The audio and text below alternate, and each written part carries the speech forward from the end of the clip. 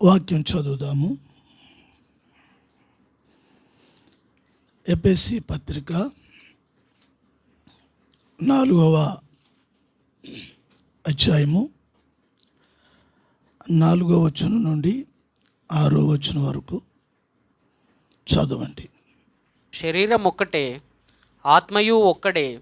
ఆ ప్రకారమే మీ పిలుపు విషయమై ఒకటే నిరీక్షణ యందుండుటకు పిలువబడితిరి. ప్రభువు ఒక్కడే, విశ్వాసం ఒక్కటే, బాప్తిస్మము ఒక్కటే, అందరికీ తండ్రైన దేవుడు ఒక్కడే. ఆయన అందరికీ పైగా ఉన్నవాడై అందరిలోనూ వ్యాపించి అందరిలో ఉన్నాడు. ఎఫెసీ పత్రిక 4వ అధ్యాయము. ఎఫెసీయులకు ఆ సంఘంలో ఉన్న వారికి పౌలు ఆ మూల విషయాలు, అంటే ముఖ్యమైన విషయాలు సంఘానికి మరొకసారి తెలియచేస్తున్నాడు. ఏమంటున్నారు ఆయన? శరీరం ఒక్కటే. చూడండి, శరీరము ఒక్కటే అని అంటున్నారు. శరీరము ఒక్కటే, ఆత్మయు ఒక్కటే. అయితే శరీరం ఒక్కటే అని చెప్పి దేని గురించి చెప్తున్నాడు ఆయన అంటే, యేసు క్రీస్తు సంఘమును గురించి చెప్తున్నాడు. శరీరము ఒక్కటే, శరీరము ఒకటే. ఈ రోజున సంఘంలో అనేక రకమైన జాతులు, మతాలు, కులాలు, వర్గాలు, వంశాలు కలిగిన వారు యేసు క్రీస్తు యొక్క శరీరంలోనికి అవయవాలుగా చేర్చబడ్డారు. ఇప్పుడు వాళ్ళందరూ యేసు క్రీస్తు యొక్క శరీరం అని చెప్పబడుతుంది. అర్థమవుతుందా? ఎవరివైనా నువ్వు యేసు క్రీస్తు శరీరంలో నీవు ఒక భాగం. నువ్వు సపరేట్ కాదు. శరీరము ఒక్కటే, శరీరము ఒక్కటే. దేవునికి స్తోత్రం, హల్లెలూయా. దేవుడు ఆదామును చేసినప్పుడు ఆదాములోనే అవ్వను కూడా ఉంచారు. అయితే సమయం వచ్చినప్పుడు ఆదాములో నుండి అవ్వను తీశారు. అవ్వను సపరేట్గా తీసుకుని రాలేదు. అంటే సంఘము అనే విషయం చూసినప్పుడు సంఘము యేసు క్రీస్తులోనిదై ఉన్నది. ఆ సంఘానికి, ఆ శరీరానికి శిరస్సు ప్రభు అయిన యేసు క్రీస్తు అయి ఉన్నారు. శరీరం ఒక్కటే అని చెప్పడం అంటే, ఇప్పుడు ఈ శరీరంలో అనేకమైన అవయవాలు ఉన్నాయి. సంఘం అనే శరీరంలో అనేకమైన అవయవాలుగా మనం ఉన్నాం. చూడండి, ఇప్పుడు మన శరీరం ఉంది. మన శరీరానికి ఎన్ని అవయవాలు ఉన్నాయి? కాళ్ళు ఉన్నాయి, చేతులు ఉన్నాయి, ఏళ్ళు ఉన్నాయి, ముక్కు ఉంది, అట్లాగే చెవులు ఉన్నాయి, కళ్ళు ఉన్నాయి, నోరు ఉంది. ఇప్పుడు మన శరీరంలో ఈ అవయవాలన్నీ పనిచేస్తున్నప్పుడు ఈ అవయవాలన్నీ కూడా ఈ యొక్క శరీరము క్షేమంగా ఉండటానికి పనిచేస్తున్నాయి. ఎట్లాగా? సపోజు కాలుకు దెబ్బ తగిలింది. కాలుకు దెబ్బ తగిలితే ఆ గాయానికి మందు కాలు వేసుకోలేదు. మరి ఆ గాయానికి, కాలుకు అయిన గాయానికి మందు రాయాలంటే చెయ్యి రాయాలి. చెయ్యికి అవసరం ఏంటి? దెబ్బ తగిలింది కాలుకి. పౌలు ఈ విషయాన్ని చాలా స్పష్టంగా సంఘానికి, దేవుని ఆత్మ ఐక్యతలోనికి, సంఘంలో ఉన్న మనుషులు, నేను దేవుని సంఘములో నేను ఒక అవయవాన్ని అని నువ్వు ఎప్పుడైతే స్పృహ కలిగి ఉంటావో, ఆ కలిగి ఉన్న అవయవము ఎప్పుడు కూడా అహర్నిశలు కూడా పనిచేస్తూ ఉంటుంది.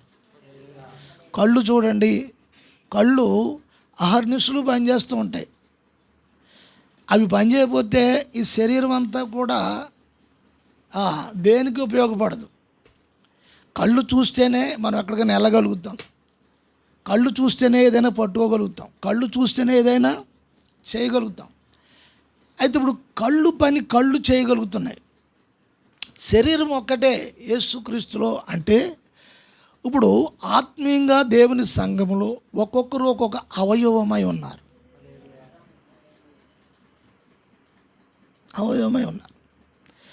ప్రతి అవయవము దాని పరిమాణంలో అది పనిచేస్తూ ఉండాలి. ఇప్పుడు చెయ్యి పని చేయమని ఎవరు చెప్తారు? చెయ్యికి చెప్తారా? చెయ్యికి ఎవరన్నా పని చేయమని చెప్తారా? ఇది శరీరంలో భాగం కనుక దీనికి అర్థమవుతుంది, ఇప్పుడు నేను పని చేయాలి. భోంచేసేటప్పుడు ప్లేట్ అక్కడ ఉంది, అన్నీ ఉన్నాయి. ఇప్పుడు ఈ శరీరం చెప్తుందా నువ్వు నాకు కలిపి తినిపించంటదా?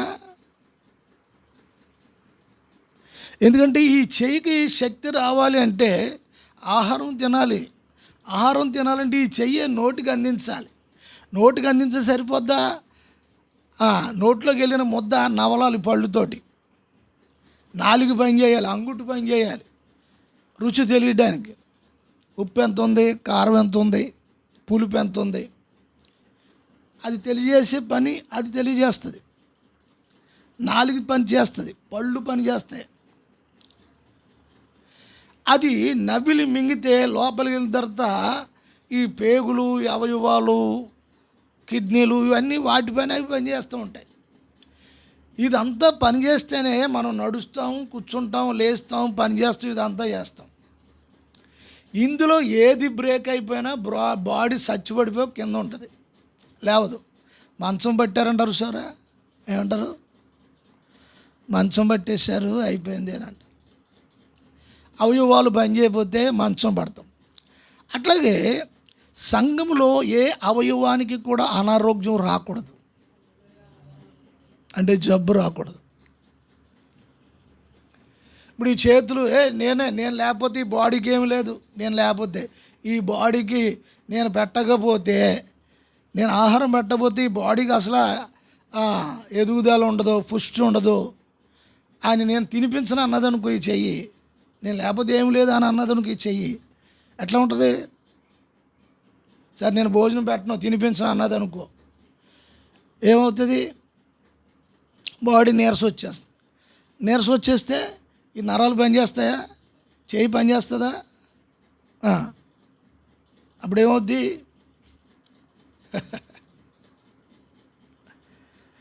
దేని పని అది చేస్తున్న సమయంలో ఈ శరీరం ఆరోగ్యంగా ఉంటుంది.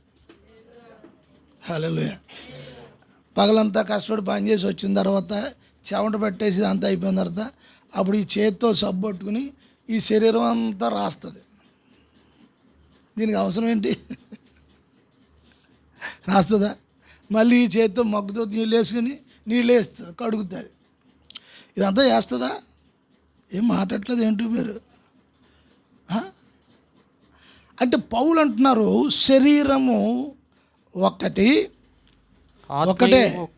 ఆత్మ అయిన దేవుడు కూడా ఒక్కడే.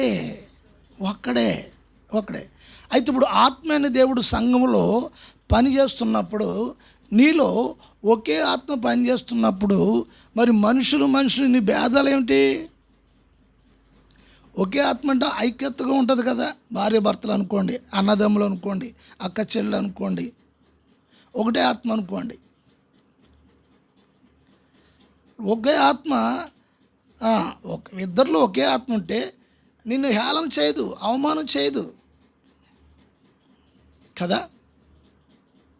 అంటే ఒకటే ఆత్మ, దేవుని ఆత్మ ఒకటే ఆత్మ. అది సంఘము అభివృద్ధి కొరకు పాటుపడే ఆత్మ. ఆ శరీరంలో ప్రతి అవయవంలో పనిచేస్తూ ఉంటుంది, ప్రతి అవయవంలో పనిచేస్తుంది. దేవుడు ఆ సంఘానికి, ఆ శరీరానికి అభివృద్ధి పొందటానికి, అంటే పుష్టి కలిగి బలంగా ఉండడానికి. అభివృద్ధి అంటే ఏంటి? పుష్టి కలిగి బలంగా ఉండటానికి దాని అవయవాలు, దాని పరిమాణములో, దాని క్రమములో పనిచేయటానికి. నేను ఇంతవరకే పని చేయగలను, అంతవరకు పని చేయలేను అంటే కుదరదు. దేవుడు దానికి ఎంత శక్తి ఇచ్చాడో అంతవరకు పని చేయాలి, అంతే కదా. మరి ఆత్మ పని చేసినప్పుడు ఈ చెయ్యికి ఏమన్నా వ్యత్యాసాలు ఉంటాయా? నేను అరగంట పని చేస్తాను, అబ్బాయి నేను అరగంట పని చేయలేను, 10 నిమిషాలు పని చేస్తానంటదా? ఏం చేద్దాం? పని చేసే ఆత్మ ఒకటే కనుక అవయవాల్లో సమపాళ్ళు అన్నీ కూడా పని చేయటానికి, నీ జీవితం వృద్ధి చేయటానికి, నీ విశ్వాసాన్ని అభివృద్ధిపరచడానికి, నిన్ను ప్రభు ఎదుట నిలవబెట్టడానికి, ఈ లోకంలో నీవు ఎలా జీవించాలో, ఎలా బ్రతకాలో, దుష్టుడు అపవాది వాడి క్రియలను, వాడి ఆలోచనలు ఎలా తిరిగి కొట్టాలో, నిన్ను అవమానపరచాలని, నిన్ను హేళన చేయాలని, నీలో దైవికమైన కార్యము పనిని జరగకుండా ఆపేయాలని వాడి ఆలోచన. ఒక్కడైన దేవుని ఆత్మ ఆ క్రమాన్ని నువ్వు కలిగి లేకపోతే ఒకటే ఆత్మ దేవునికి స్తోత్రం కలుగును గాక. ఇప్పుడు భార్యలో ఒక ఆత్మ ఉంది, భర్తలో కూడా ఒకే ఆత్మ ఉంది, సంఘంలో అందరిలో ఒకే ఆత్మ ఉన్నప్పుడు అక్కడ అందరికీ సమకూర్చి క్షేమాభివృద్ధి మేలు కొరకు పాటుపడతారు. ఒకటే ఆత్మ, ఆ ప్రకారమే మీ పిలుపు విషయమై, చూడండి, మీ రక్షణ పిలుపు విషయమై, మీ పిలుపు విషయమై ఒకటే నిరీక్షణ. చూడండి, నీ రక్షణ పిలుపు ఎక్కడికంటే దేవుని రాజ్యానికి. ఈ లోకం శాశ్వతం కాదని, నాకు దేవుని రాజ్యము శాశ్వతమని ఒక నిరీక్షణతో ఈ లోకములో ఈ రోజున రాత్రంతా ప్రార్థనలో మనం ఉన్నాం, వాక్యం ఉన్నాం, ప్రార్థన చేశాం. ఇప్పుడు ప్రభు బలలో పాల్గొనడానికి సిద్ధంగా ఉన్నాము. ఏంటంటే ఇప్పుడు ఈ నిరీక్షణ లోకం మీద కాదు. ఇక్కడ 100 మంది ఉండనే, 10 మంది ఉండనే, 5 ఉండనే, అందరిలో కూడా నిరీక్షణ అనేది ఒక్కటే నిరీక్షణ. నీది వేరు, నాది వేరు, వాళ్ళది వేరు, వీళ్ళది వేరు, ఇది కాదు. అందరికీ నిరీక్షణ ఒకటే, శరీరం ఒకటే, ఆత్మ ఒకటే, నిరీక్షణ ఒకటే, అన్నీ ఒకటే. రెండు లేవు. రెండు అంటే దాని అర్థం ఏంటంటే తేడా అని అర్థం. తేడా గమనించాలి. నీ జీవితంలో ఈ విషయాలన్నీ కూడా ఒక్కసారి ఆత్మలో పరీక్షించుకోవటము, గమనించుకోవటము, గ్రహించటం అనేది చాలా అవసరం. ఒకటే నిరీక్షణ ఎందుండుటకు పిలువబడితే, ఒక్కటే నిరీక్షణ అందుండుటకు అందరూ పిలువబడ్డారు. దేవునికి స్తోత్రం. ఒక కుటుంబంలో 10 మంది ఉంటే 10 మందిని అక్క కూడా అదే నిరీక్షణలో ఉంటుంది, అన్నయ్య అదే నిరీక్షణలో ఉన్నారు, తల్లి అదే నిరీక్షణలో ఉన్నారు, తండ్రి అదే నిరీక్షణలో ఉన్నారు, అల్లుడుంటే అల్లుడు అదే నిరీక్షణలో ఉన్నారు, కూతురుంటే కూతురు అదే నిరీక్షణ, మనవరాలుంటే మనవరాలు, మనవడుంటే మనవడు, మావుంటే మామ, అత్తగారుంటే అందరికి ఒకటే నిరీక్షణ, వేరే నిరీక్షణ లేవు, ఒకటే నిరీక్షణ. అది వాక్యానుసారమైంది. దేవునికి స్తోత్రం. దేవుని యందు, దేవుని రాజ్యం అందు, విశ్వాసం అందు, పిలుపు యందు ఒక్కటే నిరీక్షణ యందు ఉండడానికి.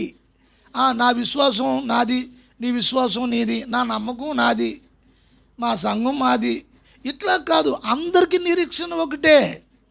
అయితే ఇప్పుడు అందరి నిరీక్షణలో ఏదైనా తేడా ఉంటే దాని అర్థం ఏంటంటే వాక్యమందలి నీ నిరీక్షణ లేదు అని అర్థం.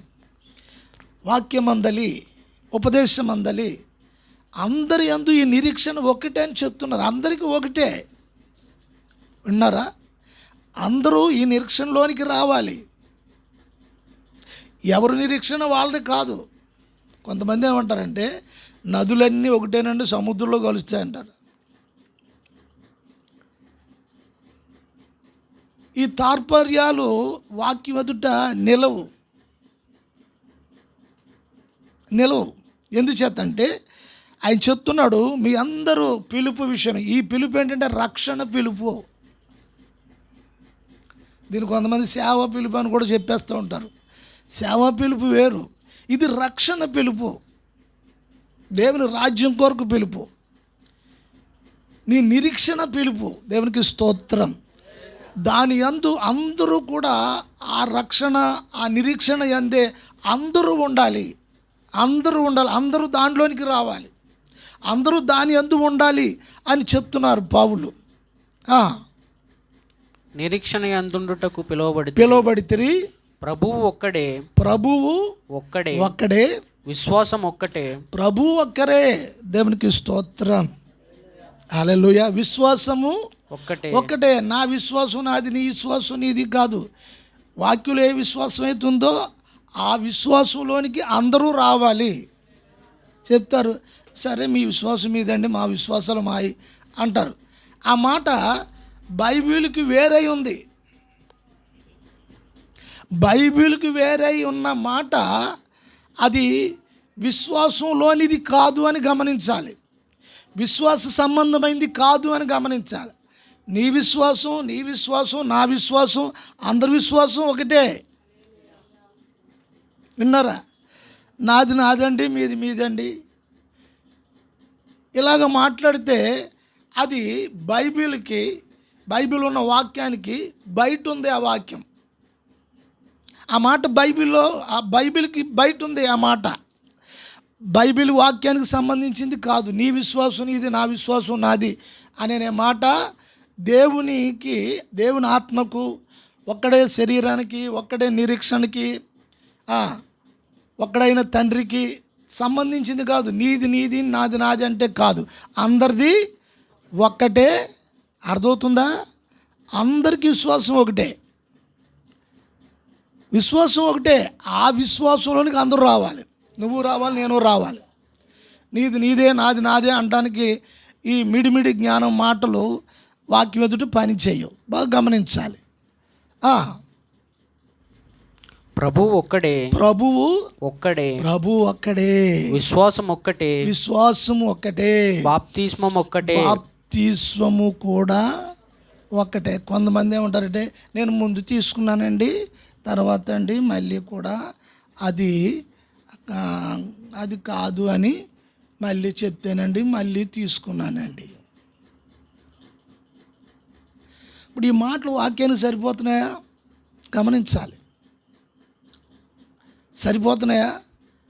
వాక్యంలో చెప్పడే మాట ఏంటంటే బాప్తిసము ఒకటే, అది వాక్యానుసారమైన బాప్తిసము. అది వాక్యానుసారమైన బాప్తిసం అయితే నువ్వు మళ్ళీ ములిగే పని లేదు. అది వాక్యానుసారమైంది కాకపోతే ముందుది బాప్తిసం కాదు. బాప్తిసం ఒకటే. అంటే నేను ముందు తీసుకున్నానంటే, తర్వాత ఇప్పుడు తీసుకున్నానంటే దాని అర్థం ఏంటి? రెండనా ఒకటనా? ఏంటో అర్థం అవట్లేదా ఏంటి? అలా మీరు అలా కూర్చున్నారా? నేను వివరిస్తున్నాను. ఇది మోసపోవడానికి ఇర్లేదు కదా. నేను అక్కడ తీసుకున్నానండి, ఇక్కడ తీసుకున్నానండి. నేను మాట విన్నాను. దేవుని స్తోత్రం. ఒక ఆయన 2 చోట్ల మూలిగాడు. ఆ 2వ చోట మూలిగిన ఆయన మీద ఇష్టం లేదని మళ్ళీ ఈసారి తీసుకోవడానికి సిద్ధంగా ఉన్నట. ఆయన మంచోడు కాదు, మళ్ళీ ఇంకో చోట తీసుకోవడానికి రెడీగా ఉన్నాడంట. ఇప్పుడు ఆయన ఉద్దేశం ఏంటి? ఇప్పుడు ఒక్కటే బాప్తిసమైన దాని మీద ఆయన మనసు, ఆయన ఆలోచన, ఆయన నమ్మకాలు లేవు. ఇలాగ ప్రతి మనిషి కూడా గమనించవలసిన విషయం ఏంటంటే, వాక్యం చెప్తుంది ఒకటే బాప్తిసము అని చెప్తుంది. అది వాక్యానుసారమైన బాప్తిసము. గమనించాలి. స్తోత్రం. తర్వాత అందరికీ తండ్రి అయిన దేవుడు ఒక్కడే. స్తోత్రం చెప్దాం అందరూను. హల్లెలూయా. కొంతమంది యెహోవా సాక్షులు అంటున్నారు. కొంతమంది యెహోవా దేవుడు అంటున్నారు. యేసు ప్రభు దేవుడు కాదు, యేసు ప్రభు దేవుడు కుమారుడు, ఆయన వచ్చాడు అంతే, ఆయన దేవుడు కాదు అని కొంతమంది అంటున్నారు. కొంతమంది పరిశుద్ధాత్మ, తండ్రి, కుమార, ముగ్గురు దేవుళ్ళు అంటున్నారు. ఇలాగా ఇదంతా చెప్పి మాట్లాడే వాళ్ళు ఎవరు అంటే ఎవరు అన్యులు కాదు, వీళ్ళు సేవ చేస్తున్న పాస్టర్సే. ప్రజల్ని కొంచెం కన్ఫ్యూజన్లో పెడుతున్నారు అన్నమాట. యేసునామం అని, యెహోవా సాక్షులని, ఇలాగా ముగ్గురు దేవుళ్ళని అలాగే. అయితే ఇప్పుడు అందరికీ అంటే దేవునికి స్తోత్రం, ఈ ప్రపంచంలో మనిషి జన్మ ఎత్తిన ప్రతి ఒక్కరి యొక్క నాసికాంధ్రములో జీవాయువు ఎవరైతే పంపించారో ఆయన తండ్రి. ప్రభువుని అంగీకరించవచ్చు, అంగీకరించకపోవచ్చు, దేవుణ్ణి అంగీకరించవచ్చు, అంగీకరించకపోవచ్చు, లేకపోతే దేన్నో అంగీకరించవచ్చు, అంగీకరించకపోవచ్చు. ఏదేమైనా దేవుని వాక్యం ఏం చెప్తుందంటే, నీవు దేవుని చేత నీ నాసికాంధ్రములో జీవాయువు పంపినప్పుడు నీవు మనిషిగా రూపాంతరం చెందావు, మనిషిగా మారావు, లేచి నిలబడ్డావు. ఆయన నీకు తండ్రి అని బైబిల్ చెప్తుంది అందరికి. అట్లాగే చెప్పి ఇప్పుడు సంఘానికి కూడా ఆయనే ఒక్కడే తండ్రి. ఆయన అందరికీ పైగా అందరికీ పైగా ఉన్నవాడై అందరిలోనూ వ్యాపించి అందరిలో ఉన్నాడు. దేవునికి స్తోత్రం. చూడండి, ఆయనకేం తారతమ్యం లేదు. ఆడు పేదోడని, ఈడు ధనికుడని, ఈడేమో అందంగా ఉన్నారని, వాళ్ళు అందంగా లేరని, వాళ్ళు మంచోళ్ళు కాదు, వీళ్ళు చెడ్డోళ్ళు, ఇలాగే ఈ తారతమ్యాలు దేవునికి ఏమీ లేవు.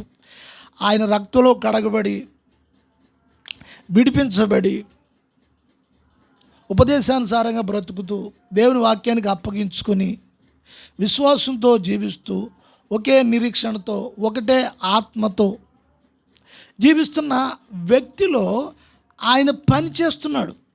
ఆయన వ్యాపిస్తున్నాడు, అందరిలో వ్యాపిస్తున్నాడు, కుటుంబంలో అందరిలో కూడా వ్యాపిస్తున్నాడు. దేవునికి స్తోత్రం. ఆయన అందరిలో వ్యాపించడానికి ఆయన సిద్ధంగా ఉంటున్నప్పుడు, మరి కుటుంబంలో కొంతమందిలో వ్యాపించలేకపోవటానికి, వ్యాపించడం అంటే తెలుసు కదా, వ్యాపించటం అంటే తెలుసా? మీరు చెప్పాలి. మీరు అలా అన్నిసార్లు అడిగితే మీరు ఏంటి తెలుసు అని చెప్పాలి. వ్యాపించడం అంటే తెలుసా? స్తోత్రం, హల్లెలూయా. వ్యాపించడం అంటే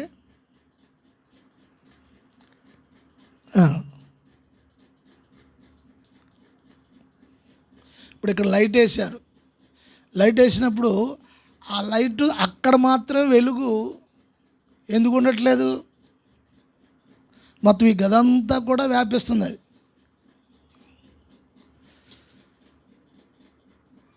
అంటే అందరిలో వ్యాపిస్తున్నాడు అంటే దాన్ని అర్థం ఏంటంటే ఆయనకు పక్షపాతం లేదు అని అర్థం. ప్రభుకి పక్షపాతం లేదు. ఏమి లేదు? పక్షపాతం అంటే ఆయనకి ఏ భేదం లేదు. ఆయన అందరిని ప్రేమిస్తున్నాడు. సంఘంలో ఉన్న అందరిని ప్రేమిస్తున్నాడు. దేవునికి స్తోత్రం కలుగును గాక. అందరిలో వ్యాపించడానికి ఆయన ఇష్టపడుతున్నాడు. మరి కొంతమంది ఏంటంటే మా దగ్గర రావద్దు, నీ వెలుగు మా మీద వ్యాపించవద్దు. ఇప్పుడు చూడండి, ఈ వెలుగు మన మీద పడుతుంది. ఆ వెలుగులో మనం ఎంత కాంతి కనబడుతున్నాం. ఇప్పుడు అలా కాకుండా వెలుగు నుంచి అడ్డు వెళ్ళిపోయి పక్కకి వెళ్ళిపోయి మనం అయితే అడ్డు పెట్టేసుకున్నాం అనుకో, ఏమవుతుంది? మనమే అడ్డు పెట్టుకుంటున్నాం. అలా ఎవరైతే అడ్డు పెట్టుకుంటున్నారో వారిలో ప్రభు వ్యాపించలేరు. తండ్రి ప్రేమ వ్యాపించదు. ఆయన లక్షణాలు వాళ్ళలో వ్యాపించవు. ఆయన ఆలోచన వృద్ధి పొందదు. ఆయన ఆలోచనలు అందుకోలేము. ఆయన ఉద్దేశాలు గ్రహించలేము. ఆ ఉద్దేశాలు, ఆయన ఆలోచనలు గ్రహించలేకపోతే మనలో ఆయన పని జరగదు. జరగకపోతే మన జీవితంలో నష్టం కలుగుతుంది. మన జీవితంలో నష్టం కలుగుతుంది. అంటే దేవుడిచ్చిన ఆయుష్కాలం ఉంటుంది 60, 70, 80. ఇప్పుడు 40, 50కే కంప్లీట్ అయిపోతుంది ఇప్పుడున్న జనరేషన్. యుక్తి పూర్వం పెద్దలు చూస్తే 80 సంవత్సరాలు 100 సంవత్సరాలు కూడా బతికేసారు. వాళ్ళకి కల్మషం ఏం లేదు, దాచుకోవాలి, అది సంపాదించాలి, ఇది సంపాదించాలని. ఇప్పుడు అలా కాదు, సెటిల్ అయిపోవాలి. 30 వచ్చుడు సెటిల్ అయిపోవాలి, 20 వచ్చుడు సెటిల్ అయిపోయి 20 వచ్చుడు సెటిల్ అయిపోవాలి. అందుకని ఏదో రకంగా అడ్డదారులు వెళ్ళిపోయి అలాగే వెళ్ళిపోయి ఇలాగ వెళ్ళిపోయి బైపాస్లోకి వెళ్ళిపోయి ఏదో చేసి సెటిల్ అయిపోవాలి. దేవుని స్తోత్రం. అన్నీ సెటిల్ అయిపోతాయి, అన్నీ ఉంటాయి. తర్వాత ఏదో రోగం వస్తుంది, పోతాం, అన్నీ ఉంటాయి ఇక్కడ భూమి మీద. దేవుడు నిష్కల్మషుడు, కల్మషం లేనివాడు, పక్షపాతం లేనివాడు. ఆయన తండ్రిగా ఉన్నాడు, మనందరిలో కూడా వ్యాపిస్తున్నాడని దేవుని వాక్యం చెప్తుంది. ఈ విషయాలు మనం గ్రహించకపోతే, అర్థం చేసుకోకపోతే మనలో ప్రభు ఉద్దేశము, ఆ ఉద్దేశానికి తగినట్టుగా మనం ఎదగలేము. అప్పుడు నష్టం కలుగుతుంది. నష్టం అంటే ఏంటంటే మనకి ఇచ్చిన ఆయుష్కాలంలో దాన్ని మనం సద్వినియోగం చేసుకోకపోతే, ఆ ఇచ్చిన కాలం సద్వినియోగం చేసుకోకపోతే, ఆ సమయాన్ని సద్వినియోగం చేసుకోకపోతే టైం అయిపోద్ది, తర్వాత చనిపోతాడు. మనం చేయవలసిన కొన్ని కార్యాలు భూమి మీద ప్రభు సంఘంలో ఉన్న వారికి కొన్ని బాధ్యతలు, కొన్ని విషయాలు అప్పగిస్తారు. అవి ఆ స్వచ్ఛమైన మనసుతో చేయాలి. చేస్తున్నానని, నేను చేస్తున్నాను, నేను పెడుతున్నాను అనే తనలో తాను ఏమాత్రం కూడా అతిశయించే మనసు కూడా వస్తే దాని నుండి రావలసిన దీవెన పోగొట్టుకుంటాం.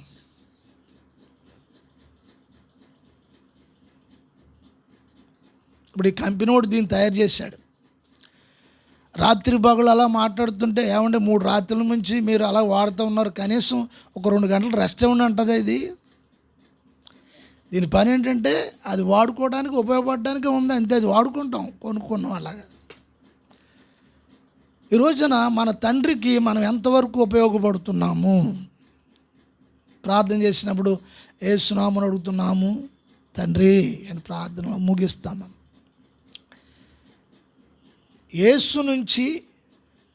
యేసు నుంచి ఆయన నామమును బట్టి అడుగుతున్నాం తండ్రి అంటాం మనం. తండ్రికి, కుమారుడికి, పరిశుద్ధాత్మకి ఒకే ఐక్యత కలిగిన మనస్సు ఉంది. ఒకటే. ఆ ముగ్గురు చూస్తే వాళ్ళ ముగ్గురు మనస్సు ఒకటే, ఆలోచన ఒకటే, ఉద్దేశం ఒకటే. వాళ్ళ పనిచేసిన తీరు వ్యక్తిత్వాలుగా ముగ్గురుగా పనిచేశారు, కానీ ఉద్దేశం ఒకటే, వాళ్ళ ఆలోచన ఒకటే, వాళ్ళ మనసు ఒకటే, వాళ్ళకున్న ప్రేమ ఒకటే. వింటున్నారా? అందుచేత ఈ వాక్య భాగంలో అందరికీ తండ్రి అయిన వాడు పైన ఉన్నాడు. అందరిలోనూ వ్యాపించి. ఈ మాట చదివినప్పుడు నా ఒళ్ళు పులకరించిపోయింది.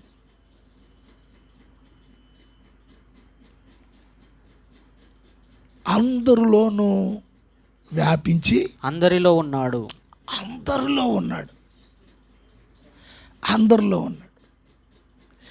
నీలో ఉన్నప్పుడు, నీలో ఏదైనా తప్పు పొరపాటు జరిగితే ఆయన మూలను కూర్చొని ఉన్నాడు. నువ్వు పొరపాటు చేస్తున్నావని హెచ్చరిస్తాడు.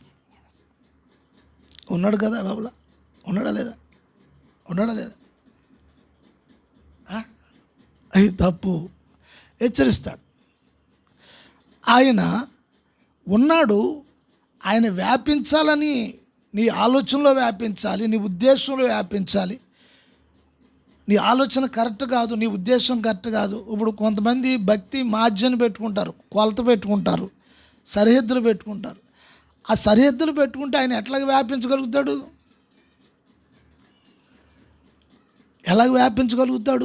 విశ్వాసులో ఎలాగా వృద్ధి చెందుతారు? గమనించాలి ఈ మాటలు. దేవుని స్తోత్రం. నేను కొద్ది మాటలు నేను చెప్పి మనం ముందుకు వెళదాం. దేవుని స్తోత్రం. ఆ విధంగా సంఘంలో ఉన్న ప్రతి ఒక్క వ్యక్తి దేవునికి చాలా ముఖ్యులైన వారు. నీ ఆలోచన కూడా వాక్య పరిధిలో ఉండాలి. వాక్యాన్ని ఆధారం చేసుకుని నీ ఆలోచన ఉండాలి, నీ పని ఉండాలి. ఎప్పుడైనా కొంచెం అటు ఇటు జారిపోతే వెంటనే మళ్ళీ వెనక్కి ఆగి చూసుకుని సరి చేసుకునే అవకాశం నీకు ఉంటుంది. అందరూ స్తోత్రం చెప్పండి. హల్లెలూయా. ఎందుకు? ఉన్నాడు కనుక, ఉన్నాడు కనుక. సరే, పొరపాటు అయిపోయింది, తప్పు అయిపోయింది అంటాం కదా ఒక్కోసారి. సరే, ఏదో కొంచెం స్లిప్ అయ్యాను. ఏమయ్యాను? స్లిప్ అయ్యాను, ఏదో మాట జారి త్వరగా ఏదో ఆ ఫ్లోలో వచ్చేసినట్లు చదువుకున్నాడు ఎలా మాట్లాడుతూ ఉంటారు. ఏదో కొంతమంది చదువులేని వాళ్ళు నాకు ఏదో అనేసానులే, కొంపేది అనేసానులే అంటారు. చూడండి, గమనించా. అందుచేత ఉన్నాడు కనుక నువ్వు తప్పు, నువ్వు తప్పుగా ప్రవర్తిస్తున్నావు, నువ్వు తప్పుగా ఆలోచిస్తున్నావు, సంఘానికి వ్యతిరేకంగా ఆలోచిస్తున్నావు, ఎదుటివారికి నష్టం కలిగేటట్లుగా ఆలోచిస్తున్నావు, ఎదుటివారికి ప్రమాదం కలిగేటట్టుగా ఆలోచిస్తున్నావు, ఎదుటివారు పాడైపోయేటట్లుగా ఆలోచిస్తున్నావు. ఈ ఆలోచన కరెక్ట్ కాదు. నువ్వు పాడైపోయేటట్లుగా చేసుకుంటున్నావు. ఇలాగ ఉన్నాడు కనుక చెప్తాడు. ఉన్నాడు కదా, పశ్చాత్తాపం అప్పుడే వస్తుంది అన్నమాట. అవును, నిజమే. వాక్యము దేవుడై ఉన్నాడు, ఆయన మాట్లాడుతున్నప్పుడు గుర్తించాలి. స్తోత్రం, హల్లెలూయా. చదువునైనా. అయితే మనలో ప్రతి వానికిని క్రీస్తు అనుగ్రహించు. మనలో ప్రతి వానికి, గమనించాలి, సంఘములో ప్రతి ఒక్కరికి యేసు ప్రభు ద్వారా అనుగ్రహింపబడుచున్న విషయాలు గూర్చి మనకు తెలియజేయబడుచున్నాయి. మనలో ప్రతి వానికిని క్రీస్తు అనుగ్రహించు వరము యొక్క పరిమాణము చొప్పున. అలా చూడండి, ఇక్కడ ఆగుదాం మనం. స్తోత్రం. అంటే నేను చెప్పాను కదా, సంఘంలో ఉన్న విషయాలు క్రీస్తు ద్వారా మనకు, అంటే సంఘంలో ప్రతి ఒక్కరిని ఎవరిని విడిచిపెట్టట్లేదు ప్రభు.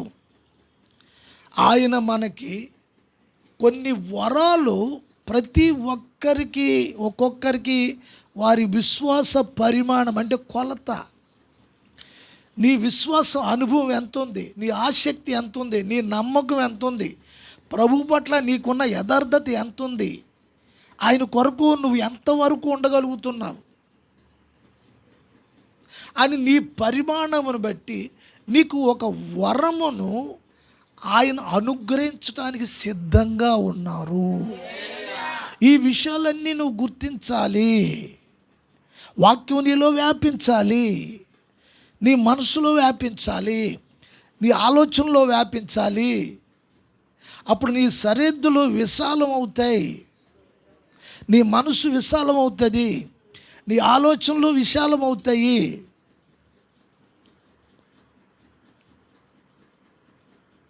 ఏ కష్టం, ఏ నష్టం, ఏ ప్రమాదం, ఏ అనారోగ్యం, ఏ నష్టము అవి కలిగినా నువ్వు వెంటనే రియాక్ట్ అయిపోయి, కంగారు పడిపోయి, ఏదైపోయి గాబర అయిపోవు. ఆలోచిస్తావు, నిదానిస్తావు, నిదానిస్తావు. ఎందుకంటే ఆయన నీలో వ్యాపించారు, ఆయన నీలో వ్యాపించారని వాక్యం చెప్తోంది. అలా వ్యాపించినప్పుడు నీ జీవితం అభివృద్ధి కొరకు క్రీస్తు నీకు అనుగ్రహించే వరం. రక్షణ కూడా ఒక వరమే. ప్రభు నీకు అనుగ్రహించిన రక్షణ కూడా అది ఉచితంగా వచ్చింది. ఆ రక్షణ కూడా వరమే. ఆల్రెడీ ఆ వరము నువ్వు పొందావు, నీ దగ్గర ఉంది. హల్లెలూయా. కృప ద్వారానే మీరు రక్షించబడ్డారు. ఇది మీ వలన కలిగినది కాదు, ఇది దేవుని వరం. ఆల్రెడీ ఒక వరము ప్రభు నీకు అనుగ్రహించారు. ఆ వరం నువ్వు పొందుకున్నావు, నీ దగ్గర ఉంది. ఈ విషయం తెలుసా నీకు? ఇప్పుడు మరలా ఆయన అంటాడు, క్రీస్తు ఆయన కృపా వరము నీకు అనుగ్రహించాలి. అంటే నీలో వ్యాపించేవాని యొక్క మనస్సు ఎలాగున్నదంటే నీకు ఇవ్వాలి ఇవ్వాలి ఇవ్వాలి ఇవ్వాలి అనుకుంటున్నాడు ఆయన. నీ ఆత్మీయ క్షేమాభివృద్ధి కొరకు, నీ విషయంలో, నీ జీవితంలో నువ్వు అభివృద్ధి కొరకు, నీ అభివృద్ధి కొరకు చూడాలి. ఇలాగా నీ అభివృద్ధి కొరకు, నీ భవిష్యత్తు కొరకు నీకు లాభము దయచేయాలని, నీ ఆత్మీయ జీవితంలో నీకు లాభం కలుగు చేయాలని. అభివృద్ధి అంటే లాభం కలుగు చేయాలని. ఏ లాభం కలుగు చేయాలని? నీ ఆత్మీయ జీవితంలో లాభము కలుగు చేయాలని. అభివృద్ధి అంటే అది. మరి ఆ లాభం కలగాలంటే నీలో ఉన్నాడని, నీలో వ్యాపిస్తున్నాడని, నీకు రక్షణ అనే వరమును అనుగ్రహించాడని. అంతేకాదు, దాంతో సరిపెట్టట్లేదు ప్రభు, ఇంకా నీకు అనేకమైన వరములు క్రీస్తు ద్వారా పైనున్న తండ్రి నీకు అనుగ్రహించడానికి సిద్ధంగా ఉన్నాడు. హల్లెలూయా. మరి మనము ఈ విషయాలన్నీ గమనించాలి. దేవునికి స్తోత్రం కలుగును గాక. హల్లెలూయా. నేను ఇక్కడ కొన్ని విషయాలు ఆపుతున్నాను.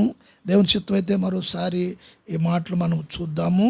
అయితే ఒక వాక్య భాగం చదవండి. యోహాను సువార్త 6వ అధ్యాయము 60వ వచనం నుండి కొన్ని వచనాలు చూద్దాం.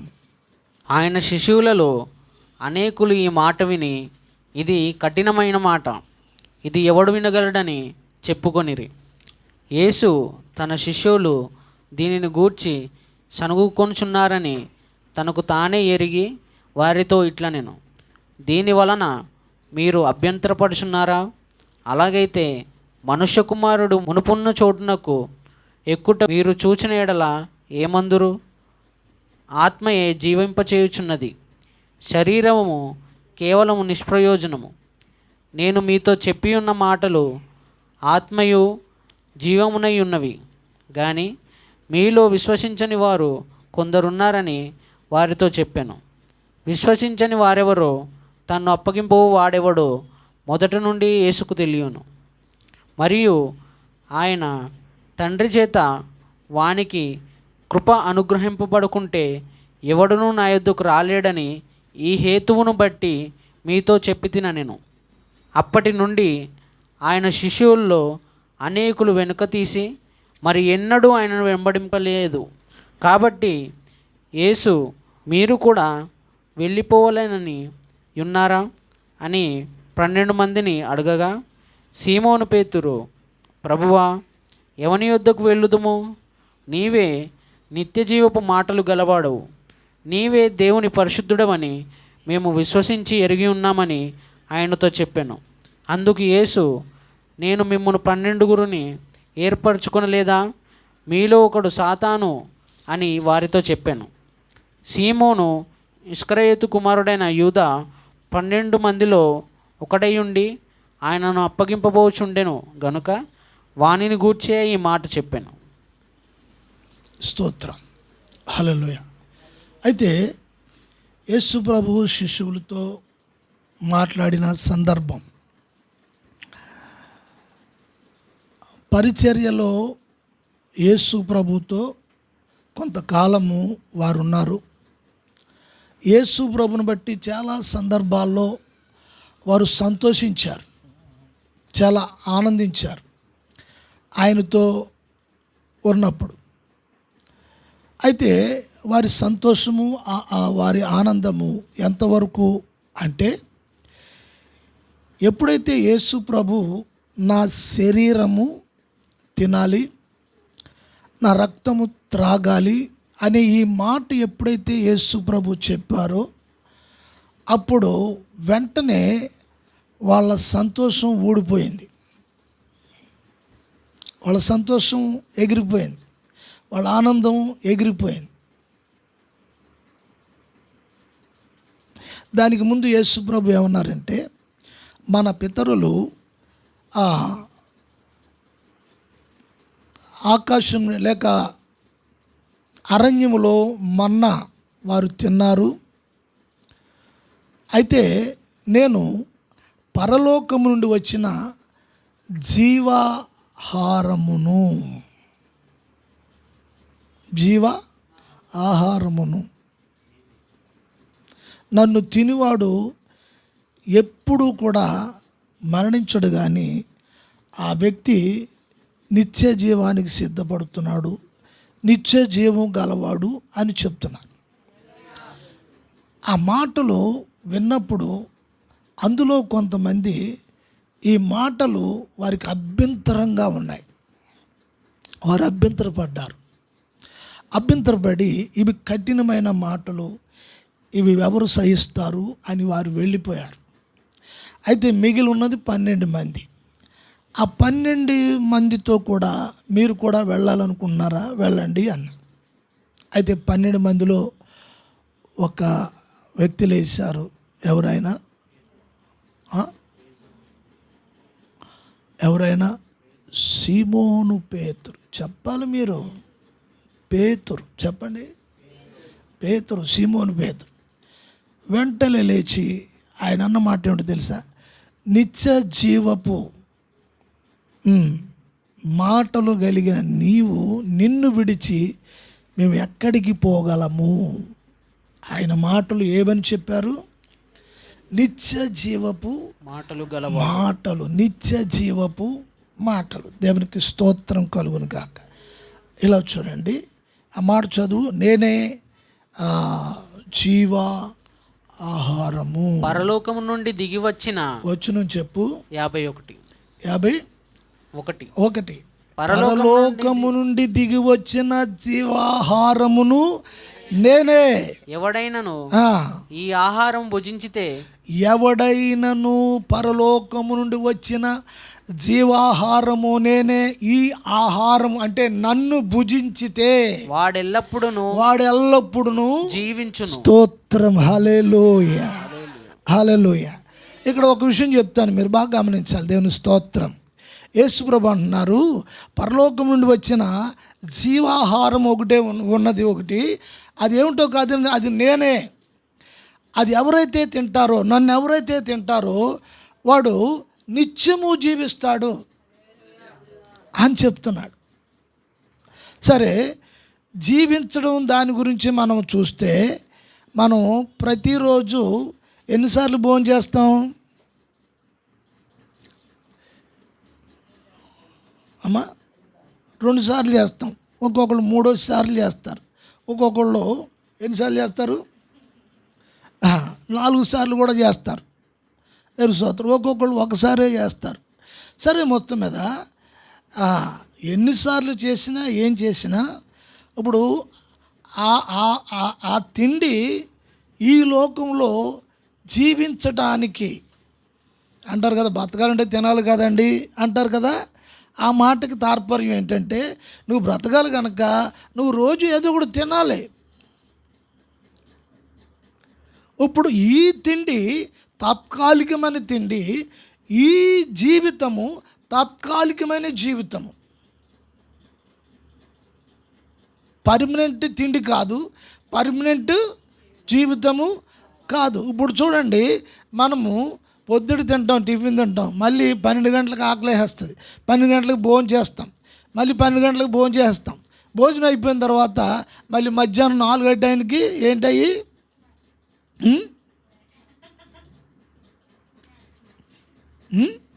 కొంచెం గట్టిగా చెప్పండి. నాకు కొంచెం ఇంగ్లీషే రాదు కదా. స్నాక్స్ అంట. సరే, అయిపోయిన తర్వాత మళ్ళీ సాయంత్రం 7-8 గంటలకి భోజనం. చూడండి, అంటే ఇప్పుడు ఇది తిన్న కొంత టైంకి మళ్ళీ ఆకలేసేస్తుంది, మళ్ళీ తినాలి. అంటే ఇప్పుడు ఈ లోకంలో ఉన్న జీవితంలో జీవించటానికి, బ్రతకటానికి ఏదో కూడా తినాలి. సరే, ఇప్పుడు అలా తిన్నా ఇదేమైనా పర్మనెంట్గా ఉండే జీవితం అంటే ఇది పర్మనెంట్గా ఉండే జీవితం కాదు. ఇప్పుడు నా తిండేదో తినేస్తే 6 రోజులు పర్లేదులే, ఈ పూట తినేసాం. ఇప్పుడు ఎంత గట్టిగా తినేసినా 6 రోజులు ఉండగలుగుతామా? 6 రోజులు పర్లేదు, 6 రోజుల వరకు అమ్మాయి ఫుల్గా తినేసి ఒకేసారి పెట్టేయండి 6 రోజులది అంటే, ఒకవేళ పెట్టేశారనుకో 6 రోజులది ఒకేసారి పెట్టారనుకో, అక్కడ నీకు ఇష్టమైన ఫుడ్డు తినేసి పర్లేదు వారం దాకా ఆగుతానంటే కుదురుతుందా? మళ్ళీ సాయంత్రం 12 గంటలకి, రాత్రి 12 గంటలకి మాకు ఆకలేస్తుంది, లేదా పొద్దుట ఆకలేస్తుంది. ఆవురు అని ఇక గిన్నెలు చూస్తూ ఉంటాం, తడుగుతూ ఉంటాం, కుదురు ఉండదు. ఇంకా గిన్నెల మీద పడిపోతాం వెళ్ళిపోయి, ఆ ప్లేట్లు తీసేస్తాం, మూతలు తీసేస్తాం, ఇంకా ఎక్కడ ఉంది అక్కడ ఉందని. కారణం ఏంటి? ఈ జీవితం తాత్కాలికమే, ఈ తిండి కూడా తాత్కాలికమే. అయితే ఇప్పుడు యేసు ప్రభు ద్వారా వచ్చే జీవితం సంఘానికి ఒకటి ఉంది, యేసు ప్రభు ఇచ్చే ఆహారం ఒకటి ఉంది, యేసు ప్రభు ఇచ్చే జీవితం ఒకటి ఉంది. యేసు ప్రభు ఇచ్చే ఆ ఒక్క ఆహారమును తింటే ఎవడైనను ఆ ఆహారము తిన్నప్పుడు వాడు నిత్యము జీవిస్తాడు అని చెప్తున్నాడు ప్రభు. హల్లెలూయా, హల్లెలూయా. ఇప్పుడు దానిలో పాల్గొనడానికి సంఘముగా రాత్రంతా ప్రార్థనలో ఉండి ఇప్పుడు మనము కూడా దీనిలో పాలు పంపులు పొందడానికి సిద్ధంగా ఉన్నాం. దేనికి స్తోత్రం. అయితే ఇప్పుడు పొందేవాడు ఇది నిత్య జీవపు రొట్టు అని, ఇది నిత్య జీవానికి నన్ను సిద్ధపరిచేదని, దీనిలో ఆ ఒక్క విశ్వాసము ద్వారా అవి సూచనగా ప్రభు మనకి ఇచ్చారని, ఇది ఒక నిబంధన అని, ఇది ఒక ఆజ్ఞ అని, ఇది మనము హృదయములో విశ్వాసము ద్వారా దీనిలో పాల్గొన్నప్పుడు గొప్ప దీవెన నువ్వు అనుభవిస్తావు. విశ్వాసంతో పాల్గొనాలి, దీనిలో ఒక మంచి మనసుతో పాల్గొనాలి. దేవునికి స్తోత్రం కలుగును గాక. హల్లెలూయా. హెబ్రీ పత్రికలో ఒక మాట ఉంది, పాను పంట నిష్కలంకంగా ఉండాలంట. పక్క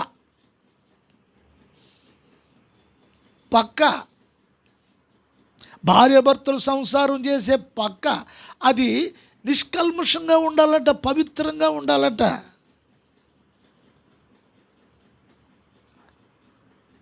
వారి సంసారంలో ఒకరి మీద ఒకరు ప్రేమ అభిమానాల మధ్యలో ఉండే ప్లేస్ అది. అలాగే ఇప్పుడు యేసు క్రీస్తు మీద కూడా అటువంటి పవిత్రమైన నమ్మకము, పవిత్రమైన ప్రేమ, పవిత్రమైన విశ్వాసము, యథార్థమైన నమ్మకం. హల్లెలూయా. ఎవడైనను ఈ ఆహారము భుజించిన ఎడల, హల్లెలూయా, వాడు ఎల్లప్పుడూ భుజించాలి. దేవునికి స్తోత్రం. భుజించాలి. వాడు ఎల్లప్పుడూ జీవించును, ఎల్లప్పుడూ జీవించును. దేవునికి స్తోత్రము కలుగును గాక. సంగమా, ఈ రోజున అట్టి స్థితిలో ప్రతి వారు కూడా కలిగి ఉండాలి. నీ జీవితంలో ఉన్న ఆటుపోటులను, శారీరక సంబంధమైన రుగ్మతలు, శారీరక సంబంధమైన పోరాటాలు, పరిస్థితులు అన్నిటిలో నువ్వు జయించటానికి, ఆ పవిత్రతను కోల్పోకుండా, విశ్వాసం కోల్పోకుండా, ఆ ప్రభువుతో కలిసే అనుభవంలోనికి నువ్వు ఆరాధన చేస్తున్నాడు, ప్రభువుని కలుసుకుంటున్నావు కదా. ఆయనలో నువ్వు, నీలో ఆయన కలవటం అనేది ఒక పవిత్రమైన ప్రక్రియ, కార్యము. దేవునికి స్తోత్రం కలుగును గాక. హల్లెలూయా, హల్లెలూయా, హల్లెలూయా. నీ కొరకు, నా కొరకు ఆయన ఆహారముగా మారిపోయాడు. కారణం ఏంటి? నీలో జీవాన్ని కలుగు చేయటానికి, నీలో శక్తిని కలుగు చేయటానికి, నీవు పరలోకానికి అర్హుడుగా తయారవటానికి. ఈ భూలోకంలో ఉన్న నీవు ప్రభువునందలి విశ్వాసంలో వృద్ధి పొందటానికి, ప్రభువునందలి పవిత్రతలో వృద్ధి పొందటానికి, ప్రభువునందు పరిశుద్ధతలో వృద్ధి పొందటానికి, ప్రభువునందు పరిపూర్ణతలో వృద్ధి పొందడానికి, అంటే ఎదగడానికి. సంవత్సరానికి వయసు పెరిగిపోతుంది కదా. దాని స్తోత్రం. మొన్న రైల్వే స్టేషన్కి వెళ్ళి నాకు ఒక ఆయన తెలుసు, ఏమండి మరి మీరు టికెట్ తీయమన్నారు కదా, వయసు అడుగుతున్నారు అని అంటే 4 సంవత్సరాల క్రితం ఏ వయసు చెప్పాడో మరి ఇప్పుడు కూడా అదే చెప్తున్నాడు ఆయన.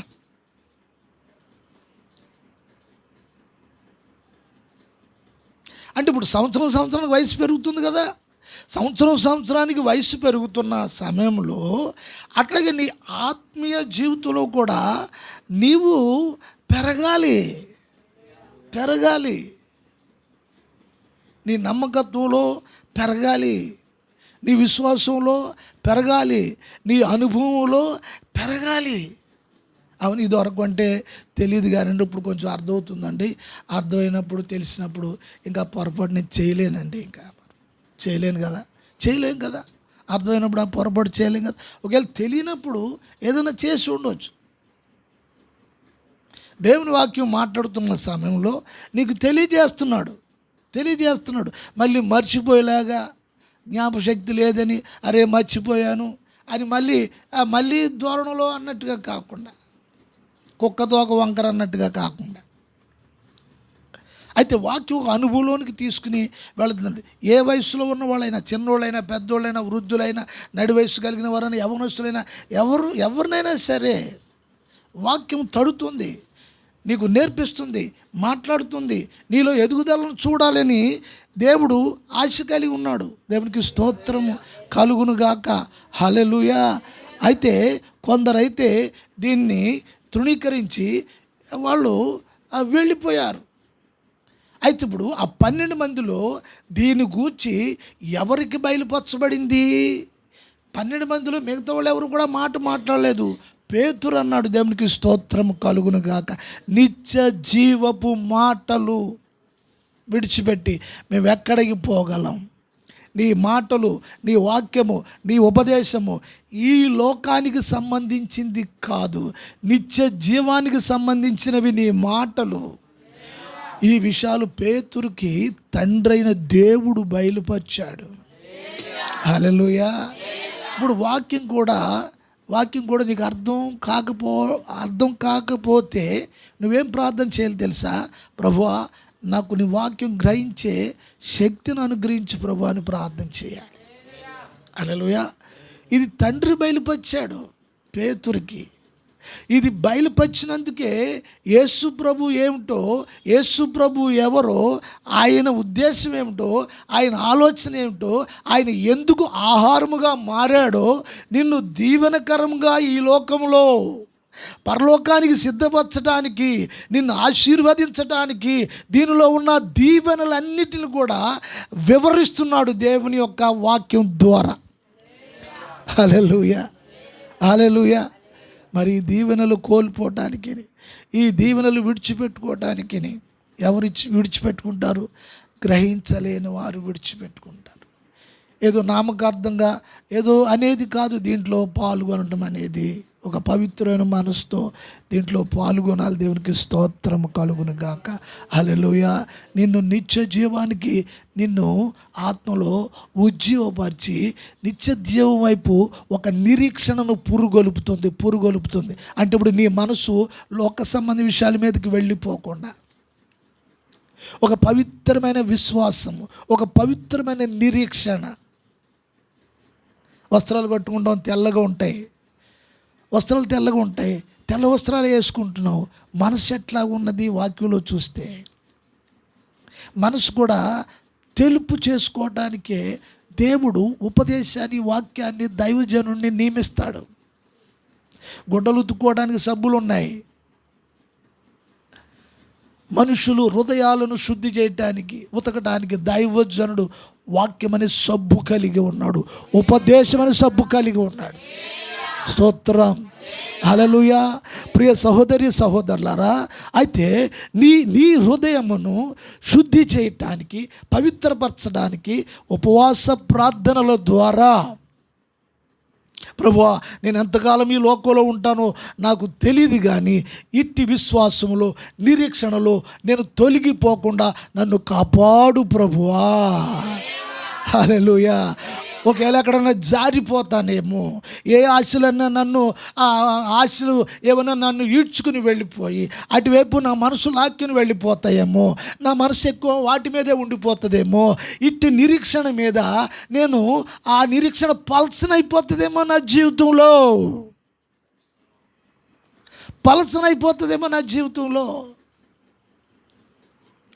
అని వాక్యంలో నుంచి నీకున్న విశ్వాసము ద్వారా చూసుకోవటం అనేది పరిశుద్ధాత్మ ఉద్దేశమై ఉన్నది.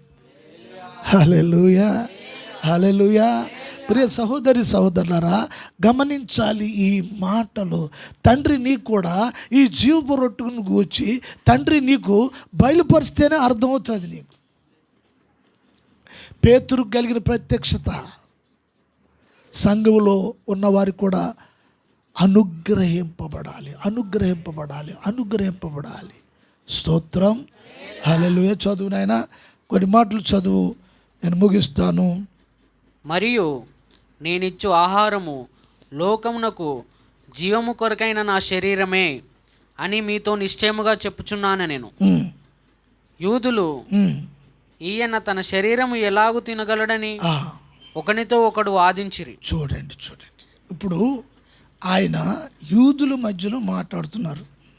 యూదుల మధ్యలో అంటే క్రైస్తవుల మధ్యలో మాట్లాడుతున్నారు. వాక్యం వ్యతిరేకించేది ఎవరు? ఎదురు తిరిగేది ఎవరు? ఇప్పుడు యూదులే, అంటే క్రైస్తవులే. ఇప్పుడు దీన్ని వ్యతిరేకరించేది ఎవరు? దీని మీద ఎదిరించి మాట్లాడేది ఎవరు? ఆయన అంటున్నాడు, నేను లోకమునకు నేనిచ్చు ఆహారము లోకమునకు జీవము కొరకైన నా శరీరమే. లోకమునకు జీవము. దేవునికి స్తోత్రము. లోకమునకు జీవం అంటే దాని అర్థం ఏంటంటే మనుషులు అని. లోకం అంటే నేను మనుషులకు జీవాన్ని అంటే, ఇప్పుడు ఇది ఎవరైతే దీనిలో పాలు పొందరో వాళ్ళకి జీవం ఉండదు, వాళ్ళలో జీవం ఉండదు, వాళ్ళలో నిరీక్షణ ఉండదు. వాళ్ళలో నిరీక్షణ ఉండదంటే వాళ్ళకున్న ఆశ అంతా లోకం మీద ఉంటుంది. లోకం కొరకు నేను జీవమిచ్చుటకు నా శరీరము నేను ఆహారముగా మారిపోయాను. దేవునికి స్తోత్రం కలుగును గాక. హల్లెలూయా. యూదులు అన్నారు, యూదులకు అర్థం కాలేదు దేవుని స్తోత్రం, మీ శరీరం ఎవడు తింటాడయ్యా అన్నాడు. మీరు రక్తం ఎవరు తాగుతారు? ఏంటి మాటలేంటి? ప్రభు ఎలా మాట్లాడుతున్నారేంటి? ఆయన అద్భుతాలు, మేలులు, ఆశీర్వాదాలు ఇవన్నీ చేస్తున్నప్పుడు ఆనందించారు, సంతోషించారు. దెయ్యాలు వెళ్ళిపోతున్నప్పుడు ఆనందించారు. ఆయన శరీరము తినే విషయం వచ్చేటప్పటికి నిత్య జీవానికి సంబంధించిన విషయాలు ప్రభు మాట్లాడుతుంటే వారికి కష్టంగా ఉంది. లోక సంబంధించిన విషయాలు మాట్లాడుతుంటే, లోక సంబంధించిన విషయాలు బోధ చేస్తూ ఉంటే ఈరోజు లోకానికి ఎంతో సంతోషంగా ఉంటుంది విశ్వాసులకి. అయితే ప్రభు అన్నాడు, ఒక్కసారి లోక సంబంధించిన విషయాలను బంద్ చేసి అంటున్నాడు, నిత్య జీవం గురించి మాట్లాడుతున్నాడు. దేవునికి స్తోత్రం కలుగును గాక. ఇప్పుడు నువ్వు నిత్య జీవానికి సిద్ధం కావాలంటే నన్ను నువ్వు తినాలి, నా రక్తం తాగాలని చెప్పాడు. ఆ మాటలు కఠినంగా ఉన్నాయి, ఇబ్బందిగా ఉన్నాయి. దేవునికి స్తోత్రం కలుగును గాక. అరే, నేను నమ్ముకుంటే లోకంలో అన్నీ వస్తాయి, అన్నీ మేము సంపాదించుకుంటాం, అలాగే భక్తి చేసుకుంటాం, పేరు ఉంటుంది, గౌరవం ఉంటుంది, ఇవన్నీ అనుకున్నాం. నీ రక్తం తాగటం ఇవన్నీ చేయటం అనేది అబ్బాయి వాళ్ళకి అర్థం కాలేదు. ఈరోజు చాలామంది కూడా ఈ విషయాలు అర్థం కావట్లేదు. మొదటి వారంలో తీసేసుకోవాలి ఏదో అనేదే కానీ దేవుని స్తోత్రం, హల్లెలూయా. అది తీసుకుని ఎంతవరకు నువ్వు ప్రభువందు నిరీక్షణలోనికి ఎదుగుతున్నావు అనేదే ముఖ్యము. అందరూ అనేది కాదు, కొందరున్నారు ప్రభు కొరకు నిలబడి, కొందరున్నారు. అందరూ అనేది కూడా కాదు. మరలా దేవునికి స్తోత్రం. అయితే ఆయన చెప్తున్నాడు, నేను లోకానికి జీవం ఇవ్వటానికి స్తోత్రం. అట్టి జీవము మనల్ని సంపూర్ణులుగా చేసేది ఈ లోకంలో.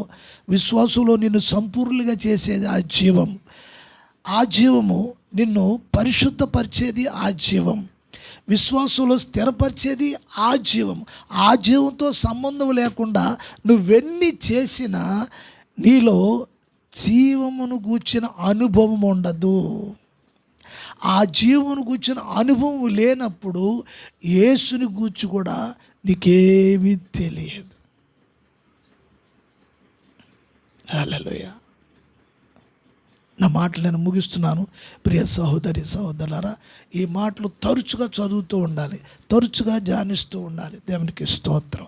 ఆచార రీతిగా ఏదో నిస్వబుద్ధితో ఇక్కడ కూర్చుని దీంట్లో పాల్గొనవద్దని మరోసారి దేవుని సేవకుడిగా హెచ్చరిస్తూ ఉన్నాం. సంపూర్తిగా ప్రభు ఎదుట మీరు ఒక సమర్పణ పూర్వకంగా ఉండి దీంట్లో పాల్గొనాలని ప్రభు పేట మీకు మనవి చేస్తూ నా మాటలు ముగిస్తున్నాను. అందరూ మోకరించండి, తలలు పైకెత్తండి. కొన్ని నిమిషాలు మనం ప్రార్థనలో పాల్గొని కార్యక్రమంలోకి వెళదాము. అందరూ కూడా మీరు మోకరించండి. మహాపరిశుద్ధుడా తండ్రి, స్తోత్రాలు. రాత్రి మొదలుకొని ఉదయకాలం పునరుద్ధాన దినంలో కూడా మరి బిడ్డలందరినీ ప్రవేశపెట్టారు. అందుని బట్టి స్తోత్రాలు. లేఖనాలు మా ముందు ఉంచారు నాయనా. మరి మీ బిడ్డలు లేఖనానుసారంగా మీ జీవపురుట్లో వారు పాలు పొందారు నాయనా. మీ క్రొత్త నిబంధన రక్తమును పానము చేశారు. తద్వారా వారిని మీరు స్థిరపరచండి, బలపరచండి, ఆత్మలో శక్తివంతులుగా చేయండి నాయనా. దీనిలో పాలు పొందిన ప్రతి వారిని మరి శారీరకంగాను, ఆత్మీయంగాను, మానసికంగాను మీరు బలవంతులుగా చేయమని, మీరు రాకడ కొరకు సంఘాన్ని సిద్ధపరచమని యేసు నామమున ప్రార్థిస్తున్నాము మా పరమ తండ్రి. మన తండ్రి అయిన దేవుని ప్రేమ, కుమారుడైన యేసు క్రీస్తు కృప, పరిశుద్ధాత్మ అన్యోన్య సహవాసము, సమాధానం లోకంలో ఉన్న పరిశుద్ధులకును మరి కూడి ఉన్న సంఘమునకును సదాకాలం తోడై నడిపించునుగాక. యేసు రక్తమే, ప్రభు యేసు రక్తం, యేసు నామమునకు సంపూర్ణ పోది కృతనాశ కలుగునుగా. Amen, amen, amen, amen. Praise lord. మంచిది. ప్రభు మిమ్మల్ని దీవించి ఆశీర్వదించునుగాక. God bless you. ఆమేన్.